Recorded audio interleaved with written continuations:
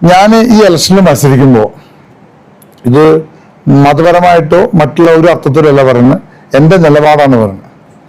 ഞാൻ ഒറ്റ മുസ്ലിം വീടുകളിൽ കയറി വോട്ട് ചോദിച്ചിട്ടില്ല എന്നുള്ളതാണ് എൻ്റെ സ്ഥാനാർത്ഥി എന്ന നിലയ്ക്ക് എൻ്റെ ഏറ്റവും വലിയ പ്രത്യേകത. എൻ്റെ സ്ഥാനാർത്ഥി ആയതുകൊണ്ടല്ല ഞാൻ ചോദിക്കാതിരുന്നത്. എന്നും തെറ്റിദ്ധരിക്കപ്പെടുന്ന ഒരു വിഭാഗം, നമ്മൾ എന്ത് പറഞ്ഞാലും നമ്മളെ മനസ്സിലാക്കാൻ സാധിക്കാത്ത മറ്റൊരു വിഭാഗം, ആ വിഭാഗത്തിൽപ്പെട്ട വിഭാഗം. അപ്പം അങ്ങനെ വരുമ്പോൾ ഞാൻ ഒരിക്കലും അവരോട് വോട്ട് ചോദിച്ച് എനിക്ക് വോട്ട് വേണ്ട എന്നുള്ള നിലപാട് ആദ്യം മുൻകെടുത്തിരുന്നു. ഈ മണ്ണാർക്കാട് മണ്ഡലത്തിൽ ഒരു മുസ്ലിം വീടുകളിൽ പോയിട്ടും മതപരമായിട്ടല്ല, ഞാൻ വ്യക്തിപരമായിട്ടും ചോദിച്ചിട്ടില്ല.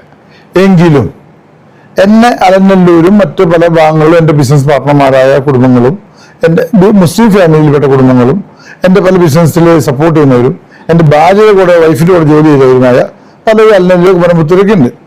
ആ ഫാമിലികളിലെ മുസ്ലിം വോട്ടുകളെല്ലാം എനിക്ക് ലഭിച്ചിട്ടുണ്ട്. അവരോടും ഞാൻ നേരിട്ട് വോട്ട് ചോദിച്ചിട്ടില്ല, എൻ്റെ ബന്ധപ്പെട്ട ആൾക്കാരാണ് ചോദിച്ചിട്ടുള്ളത്. അതാണ് ആ ഒരു വോട്ടുമായി ബന്ധപ്പെട്ട എൻ്റെ നിലപാട്. അപ്പോൾ നിങ്ങൾക്ക് എന്തിനാണ് ഈ നിലപാടെടുത്തത് എന്നുള്ളതാണ് അടുത്തൊരു ചോദ്യം. ഈ നിലപാടെടുക്കാനുള്ള കാരണം എന്ന് വെച്ചാൽ, നമ്മൾ പറയുന്നതിൻ്റെ ഓപ്പോസിറ്റ് എന്ന് വെച്ചാൽ, ഞാൻ പറയുന്നത് ഇവിടത്തെ ഈ രാജ്യത്ത് എന്ത് സംഭവിച്ചാലും ന്യൂനപക്ഷങ്ങൾ എന്ന് പറയുമ്പോൾ മുസ്ലിം സമുദായത്തിൽ സംഭവിക്കുന്ന പോലെ തന്നെ എന്തെങ്കിലും അട്ടിമറിയോ പ്രശ്നങ്ങളോ ഉണ്ടായാൽ അത് ക്രിസ്ത്യൻ സമൂഹത്തിലും അതേപോലെ സംഭവിക്കുമെന്നുള്ളതാണ് എൻ്റെ വിശ്വാസം. അപ്പം അതുകൊണ്ട് മുസ്ലിം ക്രിസ്ത്യനും ഒന്നാണ് എന്ന് വിശ്വസിക്കുന്ന ആളാണ് ഞാൻ.